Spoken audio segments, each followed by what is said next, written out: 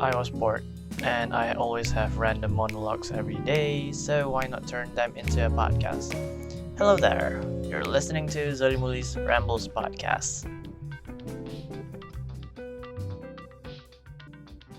Hello and Happy New Year. It's 2020, and yes, how's life? Personally, there's nothing much going on with me because, yes, I'm resting. However, if I were to share, during New Year's Eve, I drew a comic, but I did not share it. Why? Because two things. It's too sentimental because I did like 2019 wrap up and I tried to like write letters to people who are dear to me. And that is way too sentimental to be shared, and it's embarrassing to be honest. And plus, I didn't finish in time, so I lost motivation, and I didn't feel like to do so. Other than that, more interesting stuff. It's 4 days into 2020, however, shit tons of things had happened. So here's a few things that are quite interesting. As it's just 4 days into 2020, and first is the Australia wildfires. Second, the so-called, rather than so-called, it's what people been saying it as World War III, and other local news. The Australia wildfires. Somehow it's, as I read articles, it's quite common to have bushfires or wildfires. However, this time around, it's kinda natural plus human cause because we're kinda causing the climate change. I'm not sure. But natural or human cause, the earth is failing on us because somehow we suck when it comes to taking care of it. And plus, the human greed of making things from nature, for example, like we take things for granted, and yes, it's an imbalanced input. I mean, the input and output, it's imbalance. Like we take a lot from the nature, yet we give nothing back. For example, we cut down trees, yet we don't even plant them back. We're shaving the head of the earth just to make buildings, and it's not even eco-friendly. So yeah, that's about from nature news. And going into a little bit of politics. Okay, this current event, like in bracket event, or not event, this current, although it's not happening in my country, it's just okay. When the word world war, how does it not inflict fear to you? So first thought when I look into, as I read through articles, is like, why is it so immature? Why, like, should violence be the answer? And if it's the initial reason why they're fighting, is that I thought it was because of a tweet, like tweeting, you know how children fight? It's immature. It's literally the most immature thing to ever happen. Like, oh, he's talking bad at me, he should be bombed. That is, yes. And plus, so as I look into it, it's like these two countries is not even in agreeing terms to join arms, if I'm not mistaken. Correct me if I'm wrong, but yes, what's the point of joining arms? Like, y'all have like friggin' nuclear guns and whatevs. I don't know. It's like, what's the point of all these? Like, are you preparing for aliens, alien invasion or something? And as I draft like what to talk in this is in the fourth episode, is like, is this another conspiracy? Like, is there a hidden agenda behind this? Like, how everything rule is that if they want to cover up something, they will do something even bigger to like cover the little mistakes that they make. And that is, and every country also, it's like that. Although some countries do it on a smaller scale, some does it bigger. Funny how whenever it's on such topics regarding that country or regarding US, I would divert it to conspiracy, because that's how everything goes somehow. If I were to like remind people from it, it's like, if World War is happening again, let me ask you this: what's the benefit of war anyway? I mean, the first one that happened was in 1914.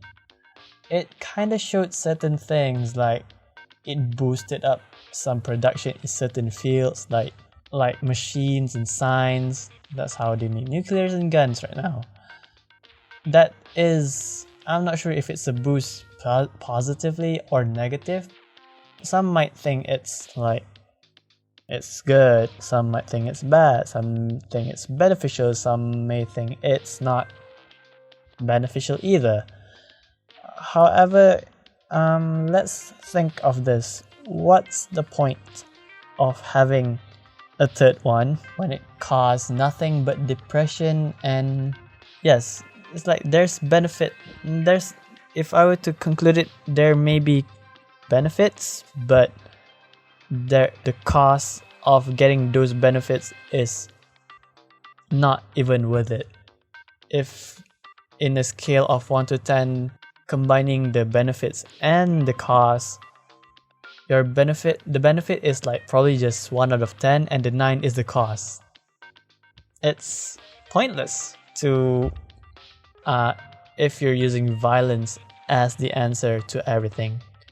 Again, as I draft this, I was kind of like typing, and then I took a break. YouTube recommended me a TED Talk by Adam Driver. If you guys don't know, he's the guy who played Kylo Ren in Star Wars. Mental note, I haven't watched The Rise of Skywalker.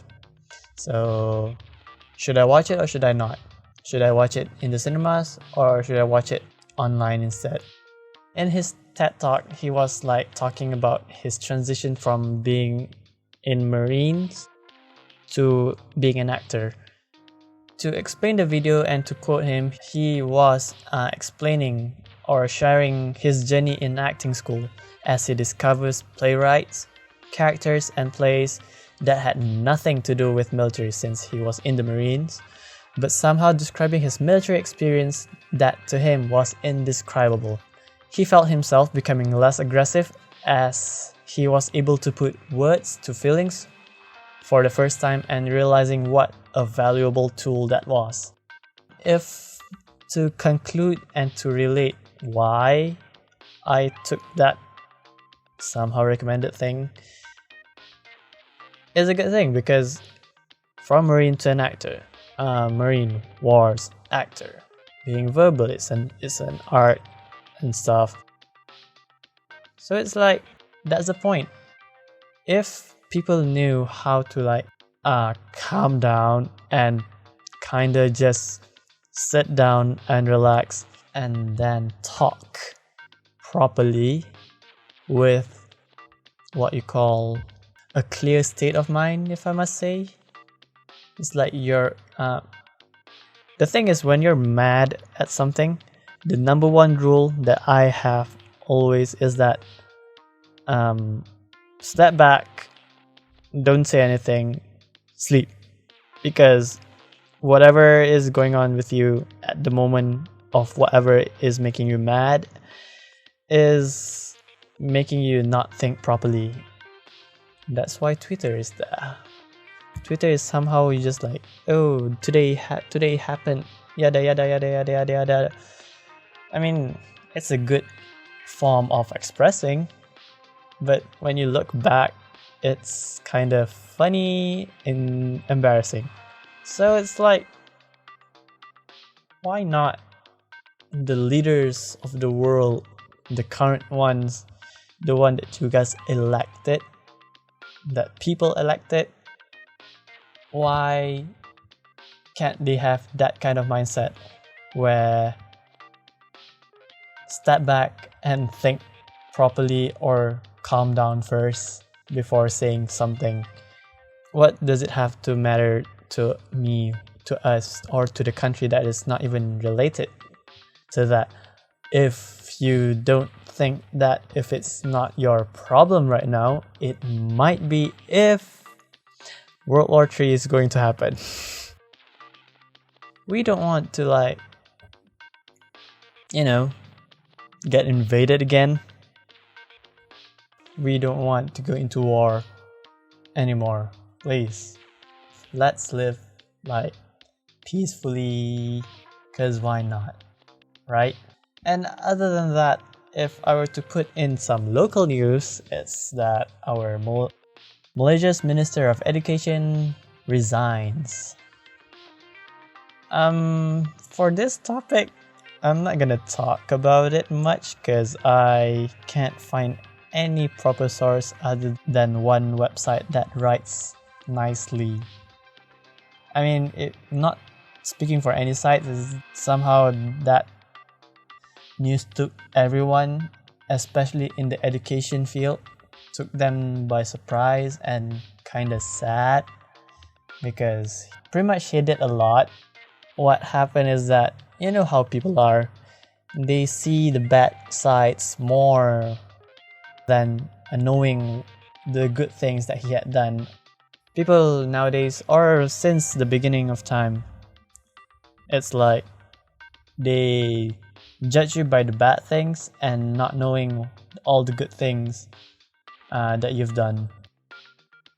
You build up that kindness, kind act, and everything just crumbles down when you did something wrong.